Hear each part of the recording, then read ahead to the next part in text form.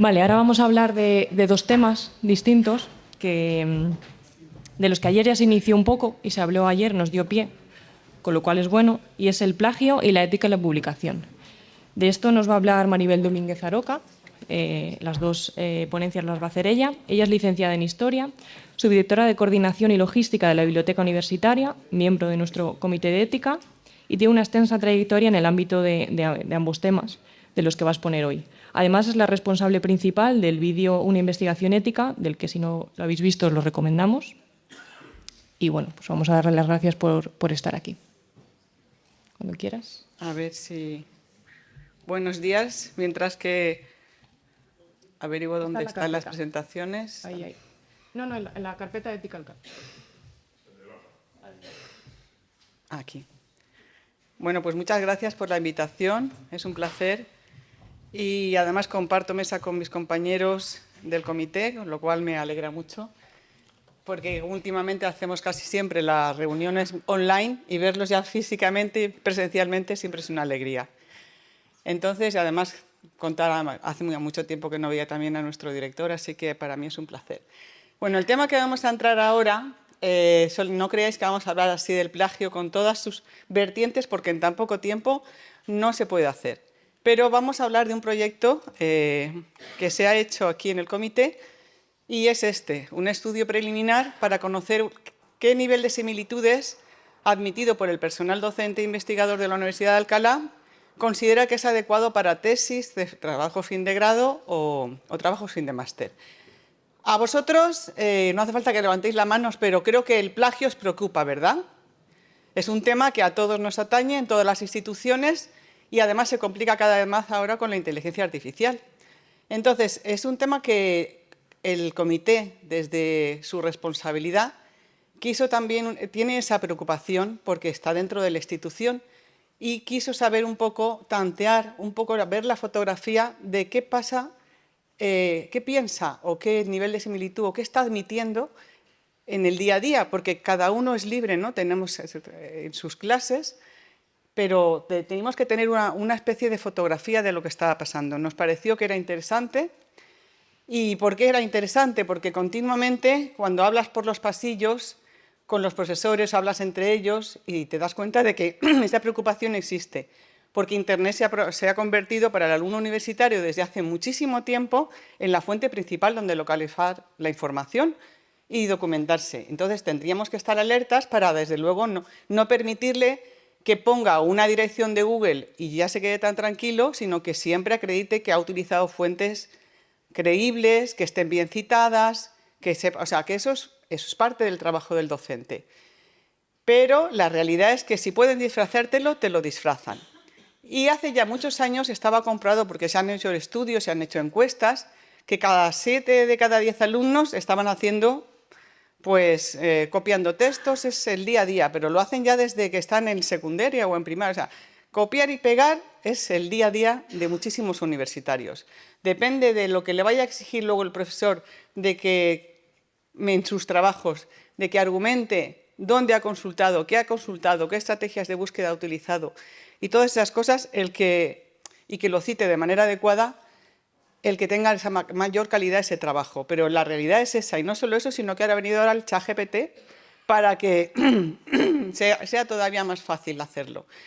Y además se han hecho ya estudios, como veis, han hecho encuestas a 1000 estudiantes y con el alarmante resultado que el 43% de ellos ya dice y admite que lo ha utilizado en sus trabajos. Incluso de esa parte, el 17%, ni siquiera lo ha tocado, ni ha modificado, ni ha hecho absolutamente nada. Lo ha entregado tal y como le ha salido el ChatGPT. Entonces, esa preocupación lo que nos hizo reflexionar y dice, vamos a intentar a ver si podemos, es como un proyecto piloto, conocer un poco, pusimos ese objetivo, qué nivel está admitiendo nuestro profesorado universitario de plagio. Ya sabemos, por ejemplo, catedrático Luis Codina, y cuando realmente no se puede admitir ningún nivel de plagio, o sea, no debería haber plagio. Pero eso es en teoría, pero queríamos sondear un poco qué está considerando el profesor universitario. Y además, con esta otra idea, sabíamos, gracias a Dios, que hemos tenido este encuentro y creemos también que sería una buena idea poder tantear qué se hacen en otras universidades, qué están haciendo, qué piensan, qué nivel, qué están admitiendo, incluso en toda la red de los OPI, o sea, toda la red española de comités de ética. Sería una buena cosa saber en qué es la realidad. No solamente decir la hipotética cero plagio, sino con qué nos estamos encontrando y la realidad de cada uno cuando está corrigiendo esos trabajos, qué está admitiendo y qué no está admitiendo y por qué. Y eso creo que no hay ninguna fotografía en España sobre el tema y sería una buena ocasión de hacerlo. Incluso todas las universidades utilizan ya software antiplagio, como en nuestro caso es Turnitin. Y también aparte en la Blackboard, porque también existe 6Assign y también pues, se utiliza, ¿no? Entonces, aquí ya se suscribió en el 2019 y se tiene que pasar en las tesis, se tiene que pasar en muchos TFM, en las TFMs y en los grados no es obligatorio, pero también se está pasando en muchos de ellos. Pero ¿cuál es la realidad que te dice incluso Turnitin? Pues que desde un trabajo original, que sería lo correcto, hasta la realidad, que es lo peor, que cuando llegas a comprar hasta trabajos que te hacen, pues hay un abanico que no es nada, bueno, pues es un poco triste, por no decirlo de otra manera.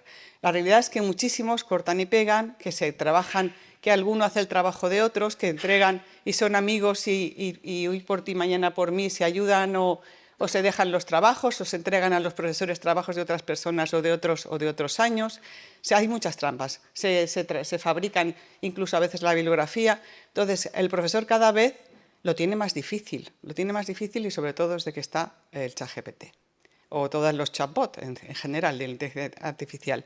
Entonces, y luego el autoplagio. Mucha gente se piensa que el autoplagio está permitido. Bueno, también se dice texto reciclado, se tiene distintas variantes, pero la realidad es que también tendrás que citarte y tampoco puedes hacer ni un trabajo lleno de citas a la persona que estás citando, ni parafraseando constantemente, ni autocitándote. O sea, no tiene ningún sentido. Y eso, esa labor cada vez creo que es más complicada y más importante de hacer con los alumnos en las aulas. Entonces, también hay plagio involuntario, claro, pero ese es el de menos. En definitiva, el comité lo que hizo es que lo dejó claro dentro del cuestionario que aunque no es su responsable en el cumplimiento de acciones que se determinen, sí le corresponde proporcionar orientaciones e información sobre el plagio y es una cuestión, al fin y al cabo, ética. Es una de esas otras cosas que podríamos hacer desde los comités de ética. Por lo menos dar, pues, nosotros hemos hecho unas buenas prácticas, las buenas prácticas y las que no son tan buenas, y también como, digamos, como los 10 mandamientos de lo que hay que cumplir para que sea una ética responsable. Pero también en este asunto del plagio deberíamos hacer algo. Este cuestionario se abrió de noviembre a junio, demasiado tiempo porque no conseguíamos tampoco muchas respuestas, esa fue la pena de haberlo pasado, porque solamente contestaron los profesores que veis ahí, o sea, un 5,6%. Y lo que sí que se puede por lo menos aprovechar es que participaron todas las áreas de conocimiento y de manera bastante proporcional. Y además se le preguntaban había 9 preguntas, habían 3 que siempre se decía pues, diferenciadas para TFG, TFM y tesis, qué porcentaje máximo de similitudes se exige para autorizar su defensa, y se desdoblaba. Y lo mismo hacía, pero se utilizaba la herramienta Turnitin. Y luego se le preguntaba, ¿considera que debería ser obligatorio el uso de la herramienta antiplagio en la universidad? En los TFGs, puesto que aún no lo era.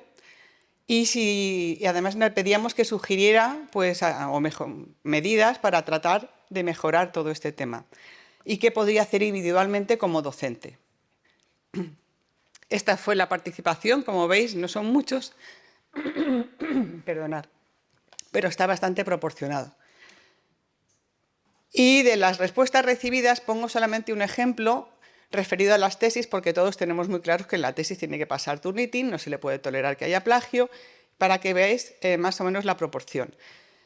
E indican que el problema es que simplemente 22 personas de las que contestaron, que son bastantes para ser poquita, decían que no se aplicaba nada, cuando no es así. Y si estuviera aquí el director de la escuela de doctorado, veríais. Y existe además respuestas de una tolerancia, eso sí que es verdad que se tolera menos cuando ya es una tesis, del 15 al 30%. Y cuando le preguntabas el uso de Turnitin, pues oscilaba también entre el 15 y el 25%. Pero 11 respuestas dijeron que no aplicaba y eso no puede ser. Entonces, lo que sí que se vio claramente es que en las tesis no se admitía apenas plagio.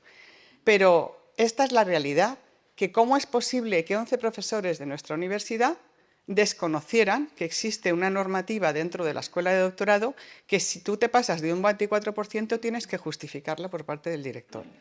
Entonces, esas cosas sorprendentes, incluso luego ya veréis algunas de las conclusiones, pues si no se pasa ese cuestionario y se conoce lo que piensan los profesores, yo creo que ha enriquecido a pesar de que nos hubiera gustado que la participación fuera mucho más grande. Conclusiones como estas. Decían que no hay ninguna normativa al respecto y que depende del tutor. ¿Vosotros consideráis que debería haberla? Que no, yo creo que es una cosa a reflexionar.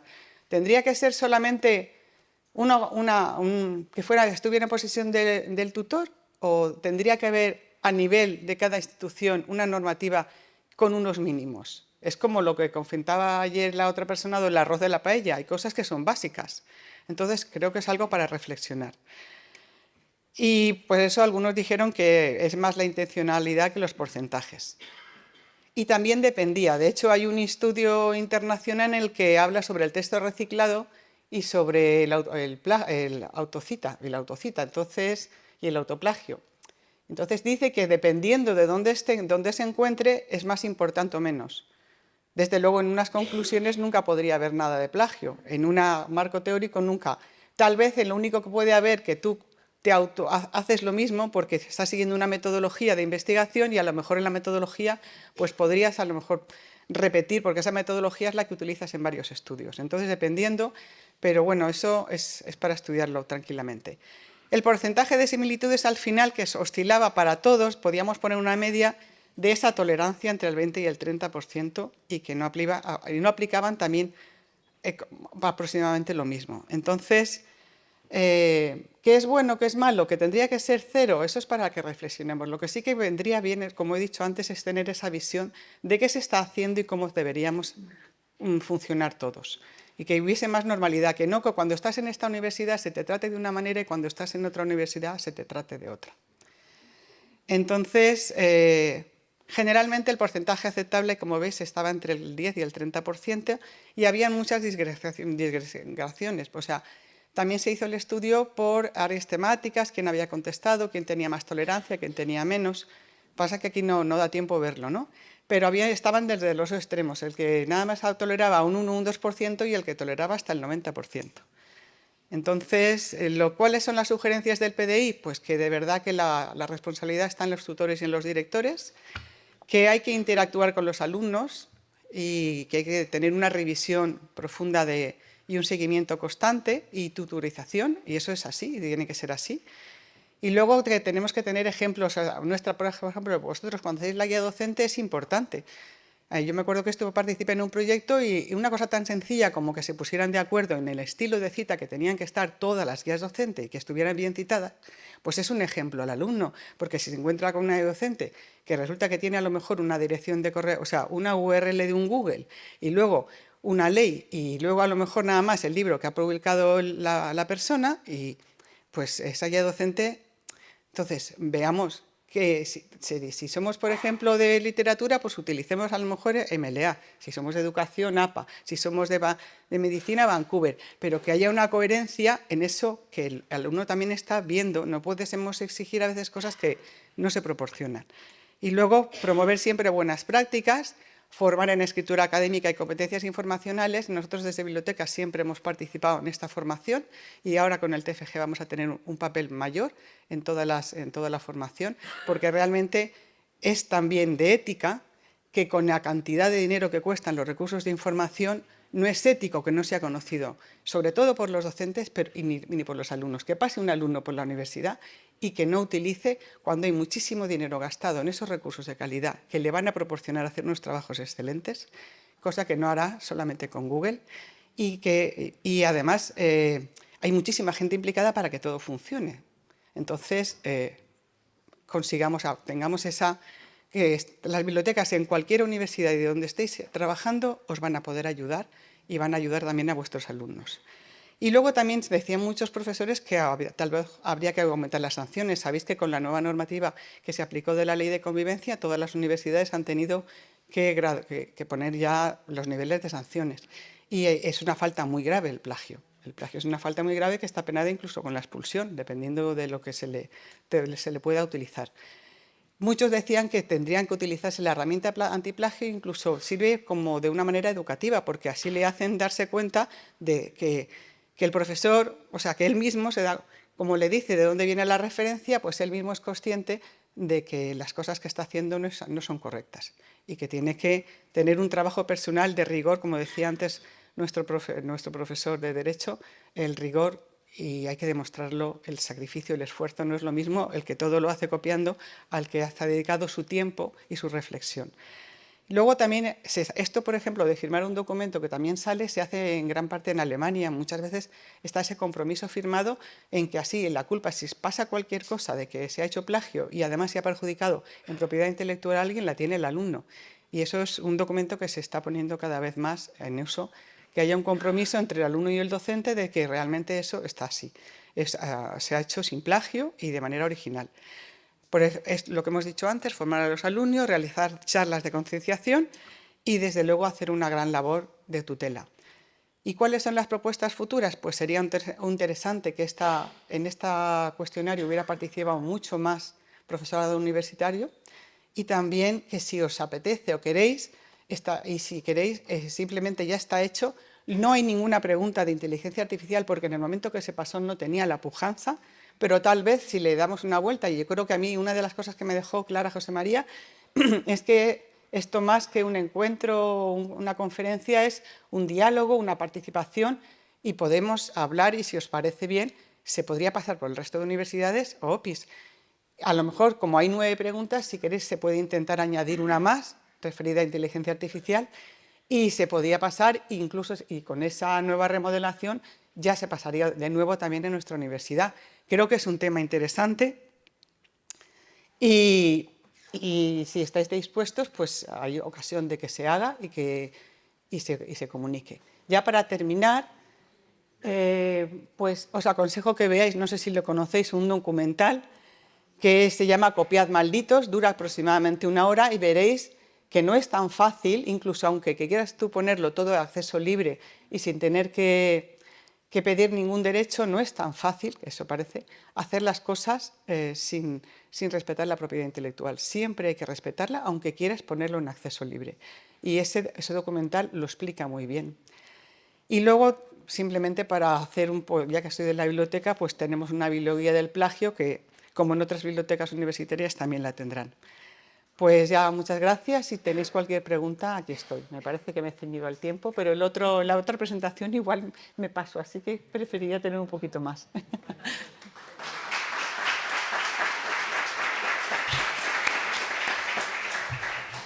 Vale, pues ¿alguna pregunta o comentario? Maribel ha lanzado una pregunta bastante directa bueno, no sé si en otras instituciones tenéis un reglamento al respecto del plagio o una normativa concreta. Si alguien quiere compartir o comentar. Animaros a hablar. Sí, por ahí. Porque es un tema importante y lo tenemos en todas las instituciones. Sí, por ahí tiene una pregunta. No sé.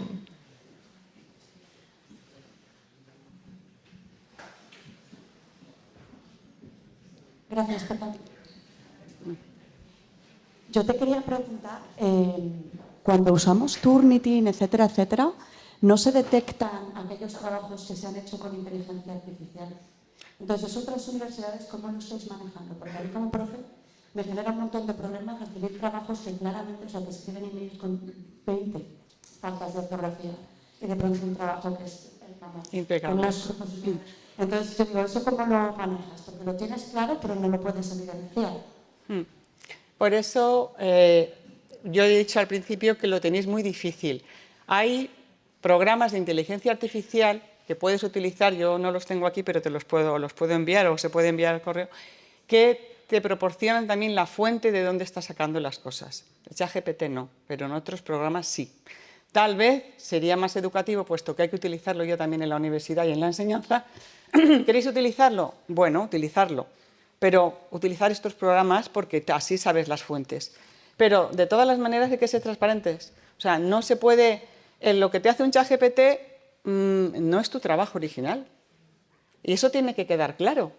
Que por lo que sea podéis para hacer la prueba, para que vean de dónde vienen las fuentes. Por eso digo yo que a lo mejor es mejor utilizar esos otros programas que sí te dicen las fuentes, para que sean conscientes que el que no te diga en algunos casos de dónde viene, sí tiene una fuente detrás, pertenece a alguien, tiene propiedad intelectual y eres tú quien tienes que dedicar tiempo a hacer un trabajo y a reflexionar y a utilizarlos y a citar las cosas adecuadamente y no tampoco hacer un trabajo como me dicen, no, pero si yo lo cito, sí, claro, pero no puede ser una continua cita una cosa detrás de la otra, pues eso es un mosaico, o sea, no nos sirve para nada.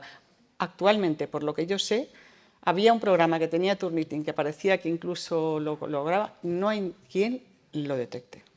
Es un problema que tenéis importante. Por ahora no se detecta. Lo detectas tú si conoces al alumno, sabes hasta dónde llega y dices, esto es imposible, sé sincero. O puedes exigir que, por favor, quien lo utilice el ChatGPT, porque le ha servido para no sé qué cosa, lo ponga como un anexo, pero que esté su trabajo y que ponga un anexo, como se pide en las revistas. En algunas revistas se pide como anexo, pero por ahora, por lo que yo sé, y hice un curso hace poco, no se sabe. Hay un antecedente que puede servir, genera más trabajo, pero se detecta. La inteligencia artificial no tiene baremos éticos, con lo cual le da igual lo que cita, incluso se inventan las citas. Se inventan las citas. En Estados Unidos hay 2 sentencias que han condenado a abogados por hacer demandas hechas por ChatGPT con sentencias inexistentes. Ah. Ahí detrás. Disculpad, no, mi problema con la técnica. Digo que hay un sistema que sirve todavía para encontrar en este nivel de desarrollo de ChatGPT las fuentes ficticias, sí. Que es que la propia máquina... Se las inventa, se las inventa. Se inventa las fuentes. Sí, sí. Te puedes sacar 2 o 3 bien, pero luego ya... No existen. Sí. En Estados Unidos ha habido 2 sentencias que condenan a abogados por hacer demandas con citas de jurisprudencia inexistente. Sí. Han vuelto locos a los magistrados que han dicho, si esto no existe, no existe. Pues que se ha inventado la sentencia, sí. Que les han sancionado. Los chicos pueden hacer eso, pero no se dan cuenta. No. Citan. Sí, pero fijaros el trabajo del docente, tener que comprobar todas las citas. Porque a veces las 2 primeras sí que son buenas, pero el resto son inventadas, porque hace como, bueno, se inventan las cosas. Y entonces, claro, tener que comprobar cita a cita, muy trabajoso. Ahí. A ver, por ahí una rápida, antes de que empecemos al siguiente. La última pregunta.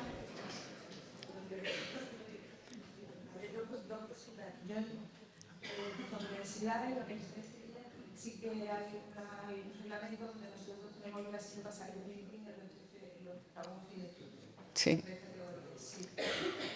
Pero bueno, al calor de eso hemos estado así comentando y de la misma manera que en nuestro comité sí que hay 2 juristas dentro del comité y la sesión plenaria no se puede cumplir, no se hace.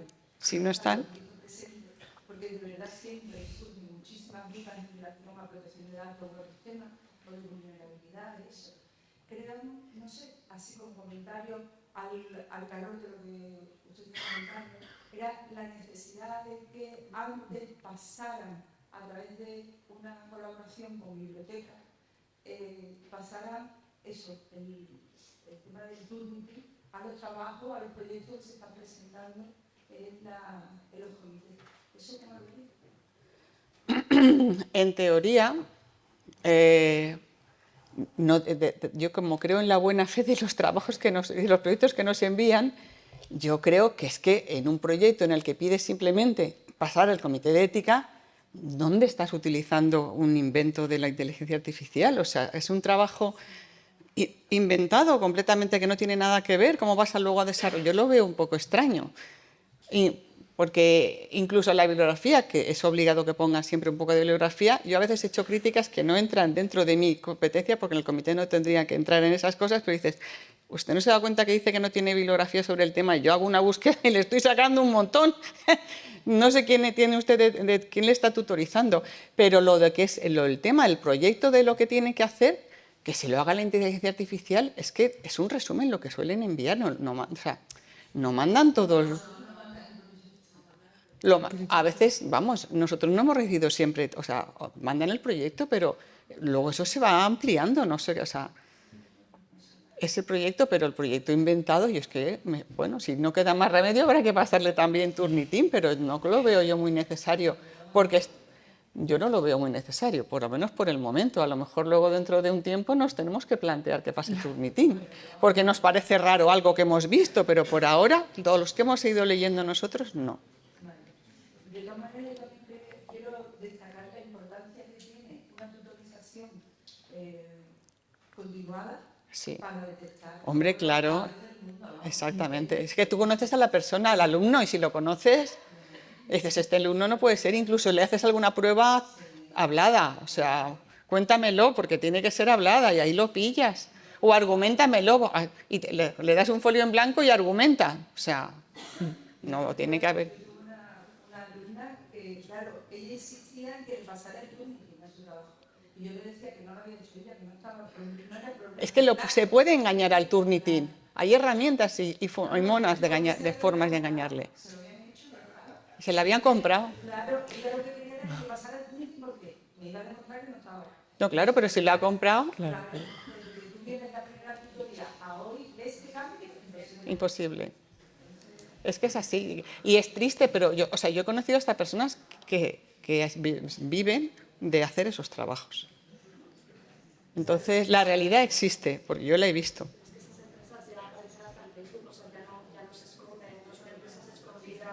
No. Se publicitan. Exactamente. Bueno, perdonadme, pero tenemos que continuar, que si no, a Maribel no le da tiempo. No, pero bueno, podemos hablar. Luego en el descanso se puede seguir comentando esto. Yo también la tengo así. Pero en relación a lo que comentaba ella de qué podríamos hacer también, además de pasar el Turnitin, ¿no? Si tú estás viendo que Claro. y el alumno en el correo electrónico escribe fatal, nosotros en la psicóloga de la Facultad de Psicología de la Universidad de Sevilla aplicamos una rúbrica a la hora de valorar los TFG en la que en vista de este tipo de cuestiones pues también le hemos ido dando como más peso a la nota final al tema del seguimiento del alumno a lo largo del desarrollo del TFG, es decir, a las tutorizaciones. Sí, eso es. La tutoría, y a que la tutoría tú vayas viendo qué es lo que está haciendo, que te lo explique, que te... Eso es. Entonces, Es básico. Al final no la centramos en me leo el trabajo y No. lo que hay, sino que vamos valorando también otra serie de cuestiones.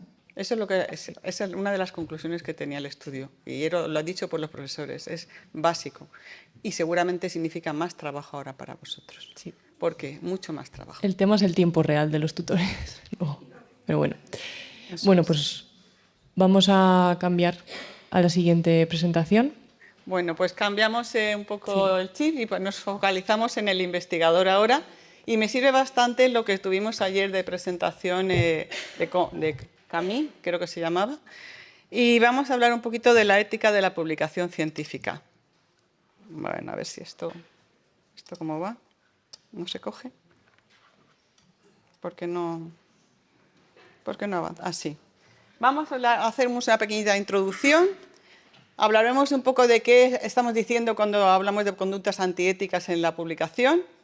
Un poquito también de la autoría, y todo va a ser un poquito porque aquí no hay mucho tiempo. Si tenéis luego preguntas, si hablamos, luego en el descanso, las retracciones y las revistas depredadoras. Como veis, si os acordáis, ya hablaron ayer de las retracciones, se hablaron de las revistas depredadoras y los problemas de autoría. Y un poco también por eso vamos a ir. Pero yo para empezar hay que calentar el ambiente y reflexionar, así, de verdad. ¿Vosotros de verdad conocéis, lo habéis hecho, lo tenéis cerca, lo habéis visto? ¿Solo se firma un trabajo cuando se ha participado en él? Hay que mirarse y hay que reflexionar.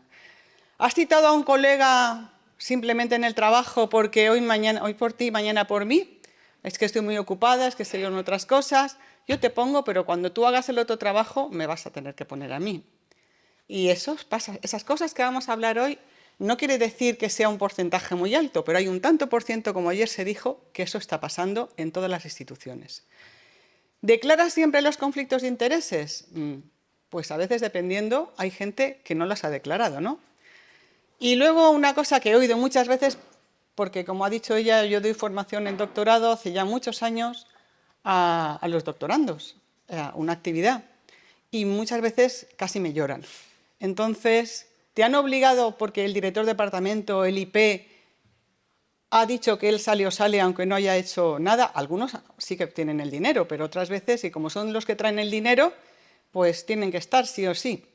Y además te dicen en qué posición vas a estar dentro de la firma. ¿Te han presionado para que eso sea así?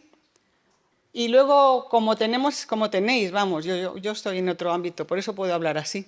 Soy de otra, no soy tanto, aunque he investigado un poquito, pero estoy diferente, puedo hablaros así. Soy más subobjetiva. Y sabéis que a veces por contener más trabajos, porque hay que publicar, porque la publicación te va a dar más posibilidad de tener financiación, de tener proyectos, de tener acreditaciones, divides un trabajo que debería ser uno en varios y haces una especie de salame. Y incluyes a alguien con mucho prestigio, como puede ser el que se llama el efecto Mateo, porque te debes favores y realmente no ha hecho apenas nada, que es que casi ni se lo ha leído. O, en fin, maquillas datos para que quieres que te cuadre, quieres que te salga, tú querías que te saliese ese objetivo y maquillas algún dato. Pues estas y otras cosas, o no aceptas el trabajo de otros investigadores porque son contrarios a tu opinión. Esas es para que reflexionamos. Realmente siempre somos éticos en la investigación, tanto el investigador como cuando publicamos. Entonces, esas reflexiones nunca las tenemos que perder. Y desde luego, desde el comité lo tenemos muy claro, que somos como el Pepito Grillo. Y aunque estos temas, como veremos, no se ocupa tan directamente el comité, pues ya veremos. Yo creo que debería de al menos tener algún papel. ¿Cómo vamos a...? Conductas antiéticas. Todos conocemos las conductas antiéticas, que ayer se contaron varias. Voy a añadir alguna otra que no sé si la habréis escuchado, que se llama, por ejemplo, la granja de citas. Y la granja de citas, pues es cuando se ponen de acuerdo varios investigadores que se conocen y que publican en revistas más o menos conocidas y unos a otros se citan. Se crea como una granja y entonces sube el nivel de citación. Como veis en esto, el peligro de la autocitación, el 94% de citas de sí mismo de sus coautores. O sea, hay estudios que al final, como las mentiras tienen las patas cortas, siempre hay estudios que pueden demostrar y te pillan. No pillan a todos, pero a unos cuantos sí se les pilla. Entonces, ya veis que en la prensa, yo tampoco voy a decir el nombre, lo dijo ayer Camille, salió que las autocitas, una persona que ha tenido un cargo público y tiene muchísimas autocitas. Yo no sé, no lo voy a juzgar porque tampoco yo lo estudio, pero en la prensa está. O estos otros casos que por eso se hizo el primer documento, ¿cómo se llama? El organismo que tenemos ahora a nivel nacional, el Comité de Ética Español, sobre las filiaciones, porque se estaba haciendo un negocio el poner la filiación para universidades, como ejemplo, de Arabia Saudí y estaban haciendo de manera falsa los rankings de esa universidad subiesen. O este otro caso, son casos de prensa, muchos casos son de la prensa, que no había empezado a estudiar la universidad y ya tenía 9 citas, o sea, 9 artículos publicados, porque sus padres, bueno, yo creo que lo habéis visto, todos son noticias que han salido en la prensa. O el rector de la Universidad de Stanford tuvo que dimitir porque ya se le pilló con 12 publicaciones retractadas. Y este mismo artículo también se puso ayer, pero no sé si dejó claro que es un estudio que se ha hecho de investigadores en España, y ya dice que 4 de cada 10 españoles reconoce haber participado en algún tipo de mala práctica científica. O sea, lo dice claramente el estudio. Y creo que hay una encuesta, y la encuesta son de más de 400 investigadores, o sea, y lo reconocen. Porque como es anónima, han dicho y han contestado lo que pensaban. Lo mismo que pasó ayer, o sea, antes cuando se contó lo del cuestionario. Los profesores contaron más cosas que aquí no he puesto y dijeron la verdad, porque era completamente anónimo. Y te sorprende. Por eso es a veces sorprendente que la institución, es bueno que tenga ese cuestionario hecho, porque vislumbra muchas cosas que tiene que atajar. O este fue un buen oncólogo. Ya se murió, era un buen oncólogo, pero no declaraba los conflictos de intereses, el doctor Baselga. Perdió también su cargo y no, lo omitía cuando publicaba. Entonces, si tú estás a lo mejor, incluso a veces, si te financian una investigación farmacéutica, pues no puede ser que te omitas los datos negativos, o sea, tendrás que decir lo negativo y lo positivo, o incluso, y tienes que declarar los conflictos de intereses. No pasa nada que investigues y con financiación, pero tienes que ser transparente y decirlo. O este otro de los autores hiperprolíficos, que eso, desgraciadamente, sin ser los 3.500 que creo que publicó un francés infectólogo, que significa que cada 5 días publicaba uno que ni desde bebé, o sea, era una cosa alucinante, pues hay muchos profesores que, qué casualidad, cuando llegan a ser directores de departamento o son jefes de un proyecto de investigación o tienen o han ganado una gran... resulta que empiezan a publicar como si no tuvieran, no durmiesen nunca, o sea, no duermen, no viven, solo publican y además en las mejores revistas. O sea, yo creo que la persona humana tiene 24 horas al día, tiene que descansar y una investigación con profundidad lleva su tiempo. Entonces, estos autores, cuando a algunos de estos autores se les ha dicho, ¿pero por qué? ¿Cómo es posible? Ya, pues a mí nunca me han... O sea, pues le han dicho que se ha retractado alguno de los artículos. Pues es que yo no tuve nada que ver. ¿Cómo que no tuviste nada que ver si estás con la autoría? O sea, entonces, esas irresponsabilidades y esas presiones que hacen algunos, porque claro, es bueno para la universidad, generalmente son personas que traen mucho dinero o a las instituciones, pero a la vez hacen que se hagan prácticas deshonestas. Eso es para pensárselo. Por eso están saliendo ahora, hace 2 días, que aún no me lo he leído, ha salido la declaración de Dora, por ejemplo, que las medidas bibliométricas, igual como ya sabéis que la ENECA está cambiando, menos mal que está cambiando, y ya también se va a medir lo cualitativo, va a ser complejo, va a tener que mejorar, pero no puede ser al peso. La presión por publicidad que tenéis es muy fuerte y eso tiene que cambiar, porque si no cambia, lo que crea son todas estas malas prácticas, por lo menos en un sector pequeño de la investigación, de los investigadores. Y otros lo pasan mal porque quieren que hagan malas prácticas y a veces es difícil decir que no a cosas que te facilitan. O este señor, por ejemplo, mirar 172 artículos inventó. O sea, claro, sí, al final se lo despidieron. Pero esa realidad, desde esa presión, a veces es porque la gente, porque investigadores, la veracidad se les presupone, el rigor se les presupone, la confianza, ya se demostró ayer en las gráficas, es máxima, pero también hay un porcentaje, son humanos, son personas, y también, como en toda la sociedad, también hay gente que no hace las cosas de manera adecuada. Entonces, el vídeo, por ejemplo, que os aconsejo ver, que no lo haya visto, pues a veces la presión, hay que tener una fortaleza, o lo tienen muy difícil, sobre todo los que empiezan, y no tienen buenos referentes. Los que empiezan a veces caen en las garras o en muy malas. Entonces, por ejemplo, es un caso de la revista de Anales de Pediatría en el que se analizaron un montón de artículos que se habían pasado, o sea, son copia, se habían pasado al inglés y se habían publicado como si fueran originales. Yo no sé si habréis recibido incluso a veces alguna invitación, que habéis publicado un artículo en castellano de una editorial para que lo publiquéis en inglés. Yo lo he recibido, digo, ¿pero de qué vas? Vamos a ver, si eso ya está publicado. Entonces, bueno... Pero no solamente pasa con los artículos, también sino que las imágenes que están dentro de los artículos.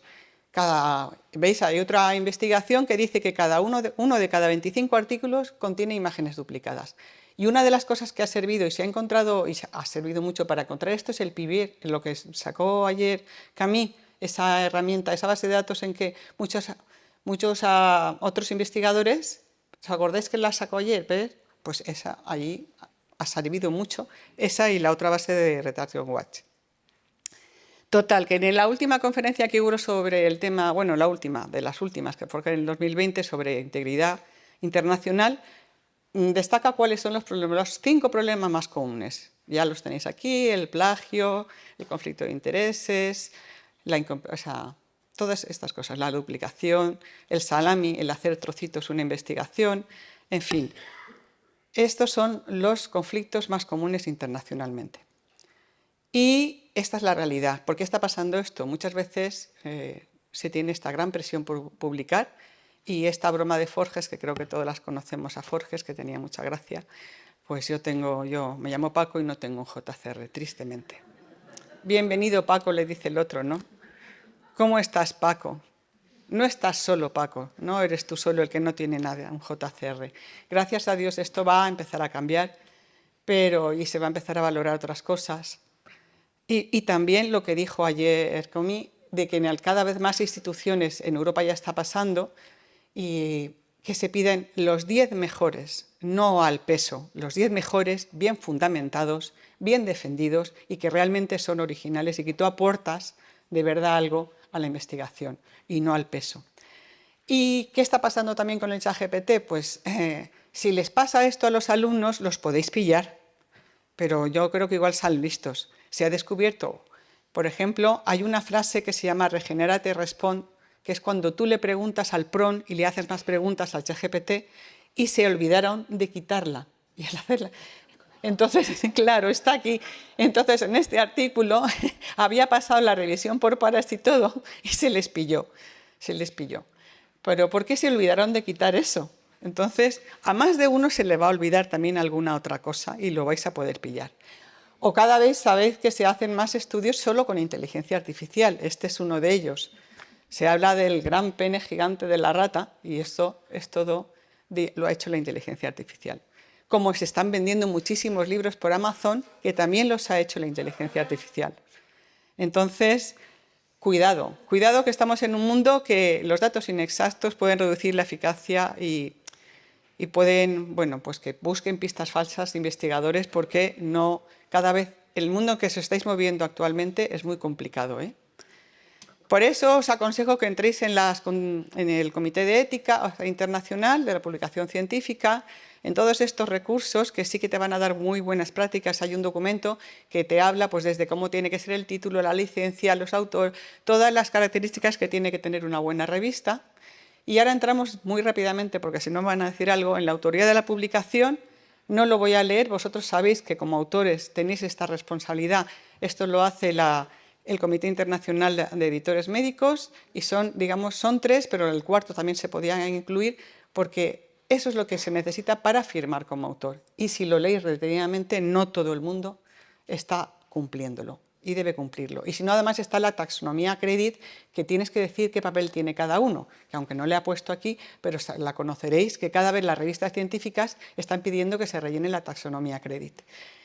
Luego también los chatbots, ¿qué es lo que están diciendo sobre la autoría y la inteligencia artificial? Pues que solo los autores son humanos. Ya depende de la revista, algunas te aconsejan que lo pongas como un anexo, otra vez que lo digas de manera transparente dónde y cómo lo has utilizado, pero desde luego lo tienes que decir. Nunca puedes enviar nada y nunca un autor va a ser la inteligencia artificial porque la responsabilidad legal, penal y, como diría nuestro compañero, es solo del autor y el autor es humano. ¿Vale?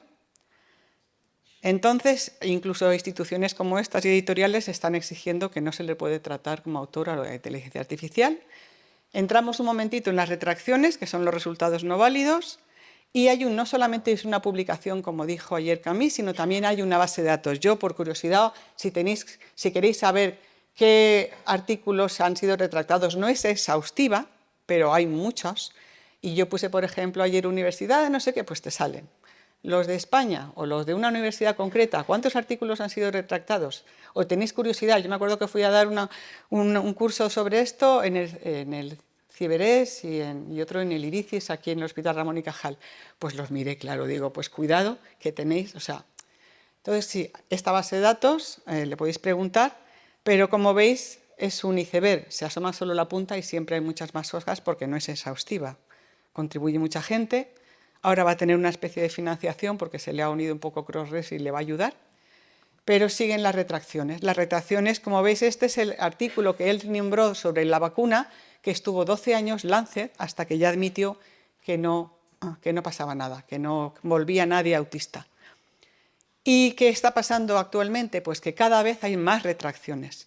Mirar que en el 2023 llevábamos 10.000. Se están rompiendo récords. Es una barbaridad.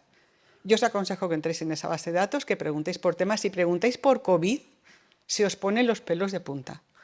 La cantidad de retracciones que hubo. Una barbaridad, porque no daba tiempo a hacer todo el proceso. Y como veis, aquí están las 10.000 que dijo, ¿ves? Está este artículo. Y ya si dejamos las retracciones que sabéis que existen y que muchas veces se siguen citando y durante mucho tiempo artículos retractados y no somos conscientes, porque ahora creo que se les va a poner un aviso y se va a poder ver como una especie de iconito, pero están en ello. Va a poderse diferenciar porque se ha hecho un acuerdo entre Retraction Watch y Crossref, y entonces seguramente se va a poder ver, pero no sé, aún no exactamente, no sé cómo lo van a hacer, pero porque por lo menos así ayuda. Es que si no es una locura, estás citando algo que está ya retractado. Y aquí otro problema que tenéis, sobre todo ahora, que siempre ha habido, pero ahora es que todo esto se incrementa, son las revistas depredadoras, que yo les llamo los piratas de la ciencia, porque realmente son unos piratas. Solo he puesto el ejemplo de una revista espejo. Hay muchas revistas que tienen nombres similares, pero es una revista falsa. Entonces, es una revista depredadora. Como te equivoques y lo mandes a la depredadora, pobrecito de ti y de tu currículum, porque desgraciadamente, pues más de uno ha conseguido ganar una plaza porque quien se presentó y se la dio, él pudo argumentar que donde había presentado y tenía tantas publicaciones eran revistas depredadoras. Le han quitado la plaza y se ha quedado la otra persona.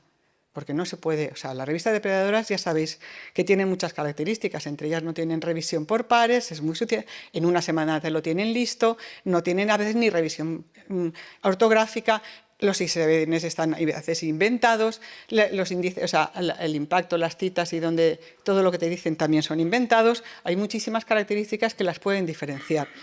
¿Y qué pasa? Que tenéis en el correo, pues este es el mío, pero no he puesto más que 3. Yo tengo lleno y no soy nadie. O sea, yo no soy una persona y lo tengo lleno. Digo, ¿cómo lo tendrán los investigadores de PRO? Constantemente te están enviando y te están enviando y te están enviando.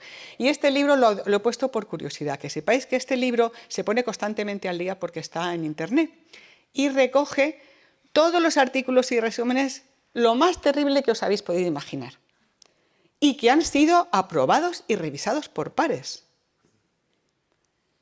Pero la realidad es que son horribles. O sea, son artículos y conferencias que han pasado revisiones por pares y además de editoriales, algunas de prestigio, y que son todos horrorosos. No tienen ningún criterio. Desde un pájaro que hace a no sé qué y que vive en no sé dónde hasta cualquier cosa. Y constantemente hay voluntarios que lo ponen al día. La última versión que yo la descargué, o sea, que la vi, creo que este era de 2020, pero si entráis ahora seguro que ya hay una más actualizada. Siempre, no, este es del 16 de noviembre, bueno, del 20, pero siempre hay quien lo actualiza. Luego está el problema de los paper mills, que es lo que dijo ayer, de las fábricas de papel chinas, que cada vez se falsifican más y más y más. Y entonces, nosotros en biblioteca, por ejemplo, un ejemplo que no sé si me dará tiempo, vino una profesora de un área diciendo que se había encontrado un artículo y nos lo trajo, firmado por ella, que ella no había hecho eso, y estaba su firma. Entonces pidió consejo, como parece ser que no, yo no, al día que me digo, pues tú haces esto, o sea, tú escribes directamente a la revista, dices que vamos a tomar las medidas oportunas, o sea, les metes miedo y desapareció el artículo. Pero es que estaba. O a veces tú te puedes encontrar que no sabes por qué estás en un comité editorial que tú no te han invitado y tú eres una persona de rigor y estás allí porque es una revista depredadora que ha cogido y sin encomendarse a nadie te ha puesto. Entonces, que sepáis que está China a la cabeza, como lo veis, luego está Estados Unidos, Brasil, o sea, estos son todo. Y hay distintos documentos. Yo me he traído alguno. A ver, no sé si están ahí. Este que os pongo son de 4 especialistas del País Bajo, de los Países Bajos, que acaban de hacer como una ayuda, como una guía para ayudarte a diferenciar las revistas depredadoras. Pero también hay más, ¿lo sabéis? Por ejemplo, este que está en castellano y en inglés, pero a mí no me daba tiempo poner todo, porque tengo muy poco tiempo hoy. Entonces, bueno, que hay muchísimas, ya tengo que terminar. Entonces, solamente os digo que si queréis analizarla y estar tranquilos dónde publicar, siempre acudáis a alguien que tenga experiencia si sois novatos, porque quien tiene experiencia de las revistas que son buenas es alguien que ha publicado ya mucho tiempo, os puede ayudar a la biblioteca, consultar estos recursos. Este artículo tiene un checklist muy bueno. Entrar también aquí, os pongo como ayudas, ¿vale? Y luego, solamente quería cerrar diciendo, ¿es un tema que tiene que ocuparse el Comité de Ética? Pues yo creo que al menos podemos, yo creo que sí, es mi opinión personal. Existen estas guidelines, estas pautas, que dicen que es importante que las instituciones se ocupen de ello, incluso que si saben de casos puedan ir a la editorial y ayudar. Está el código este, que sabéis que hay un apartado explícito también para publicaciones, entonces si el código internacional lo dice también deberíamos. Y justo porque empezó, ¿qué documento hizo primero el Comité de Ética español? Hizo el de las filiaciones, o sea que tiene que relación con la publicación también. Entonces, nuestro reglamento también del Comité de Ética tiene unos apartados que también habla de la publicación y de la autoría y de los conflictos de intereses y de la protección de datos. Este es nuestro código ético y ahí se habla de la escritura científica y de la autoría. Por lo tanto, en mi opinión personal, no hablo como comité, hablo como opinión personal, sí debería, por lo menos para esto, porque deberíamos de contar, o sea, para frenar esos problemas que se han estado mencionando de autoría, de abusos de poder, de inteligencia, contar con herramientas, procedimientos que garanticen la privacidad y la equidad, además de permitir denunciar prácticas deshonestas. Por eso yo ayer le hice la pregunta que a mí, deberíamos tener una vía para poderla, por lo menos anónima, denunciar y con todas las garantías, y porque el silencio de los afectados, el mirar hacia un lado y el callar y observar y no decir nada, también te conviertes en cómplice.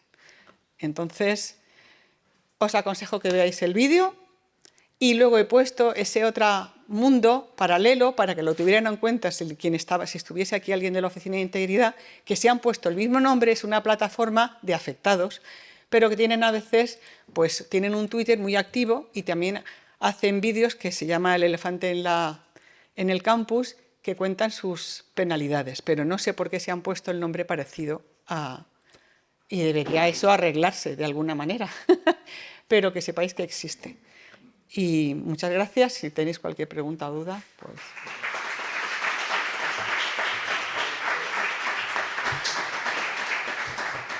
Bueno, muchas gracias, Maribel. Es un tema un poco delicado agudo. y largo. Tiene muchas caras. Sí. ¿Algún comentario rápido que podemos hacer? A ver, por allí.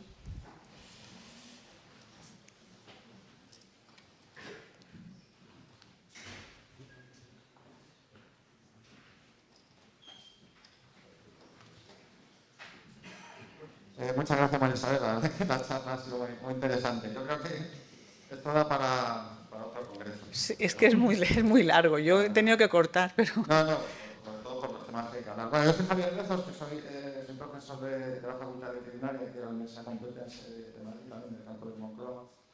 Y bueno, respecto a la primera parte, que ahí sí que, bueno, es un tema que ahora está también muy en boga, por lo menos en mi facultad. Yo creo que eso al final... Bueno, podemos intentar poner todas las medidas posibles. Yo creo que Turnitin, todo esto se ha quedado totalmente obsoleto. Están en ello, perdón.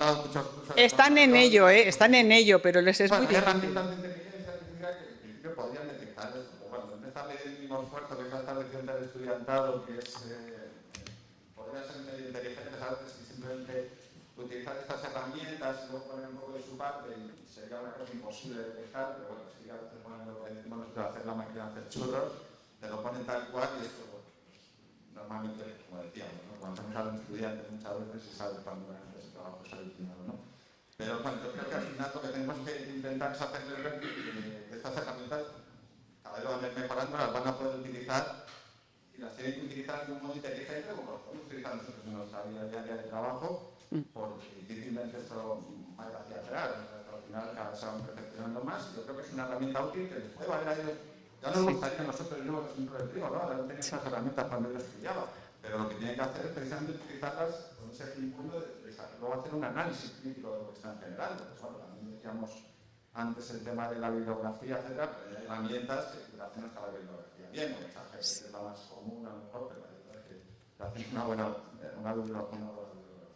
Si tú le das la bibliografía, el ChatGPT te la convierte en el estilo de cita casi. O sea, yo he hecho alguna prueba y, excepto algún error, vamos. Como que me catalogue en sistema MAR, me lo hace también, o sea, con metadatos. Tenemos que hacer un poco cambiar la mentalidad. En parte, hay que revisar algo, pero dentro de un tiempo se conseguirá. Mi comentario va más por eso. Yo creo que lo que intento es un poco cambiar más la mentalidad del estudiante, de quitar esa intención que tiene muchas veces de hacer las cosas rápido y tal, quitársela.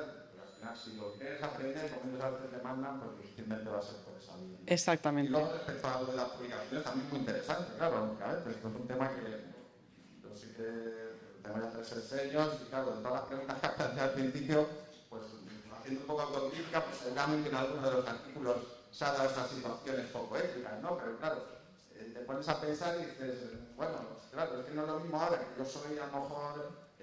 que cuando empezabas.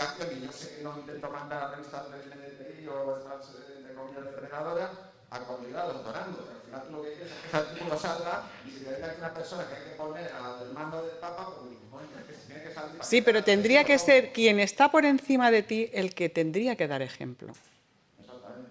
Entonces, claro, muchas veces, igual que con las revistas depredadoras, bueno, también es como que echamos siempre la culpa a la revista. A ver, puedo cubrir situaciones como las que comentan de gente que aparece de repente en un grupo editorial sin que nadie le haya dicho nada, y tiene alguna experiencia de estar mala. Esto forma parte de ese sistema perverso de que al final la gente también quiere aparecer en un grupo editorial en esta revista porque eso de cara a concursos de garantía, pues es currículum, ¿no? Y entonces es esa espiral de que al final dice, bueno, yo no estoy mandando a MDPI porque me considero más ético, pero otra persona está publicando 10 artículos. Todas no son iguales en MDPI, ¿eh? Todas no son iguales. Pero hay...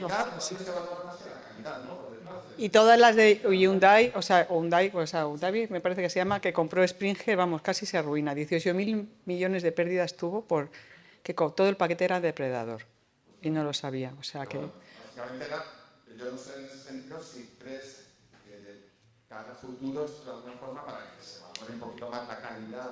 Es que está saliendo, ya ha salido. La NECA ya han cambiado los criterios, se estaba valorando de otra manera. Y lo que te he dicho ayer...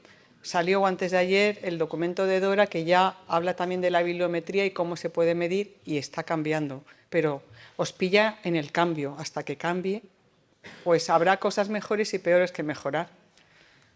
Entonces ahora lo tenéis complicado. Lo que sí que tenéis que tener claro es diferenciarlas bien para no caer en la presa de una revista depredadora.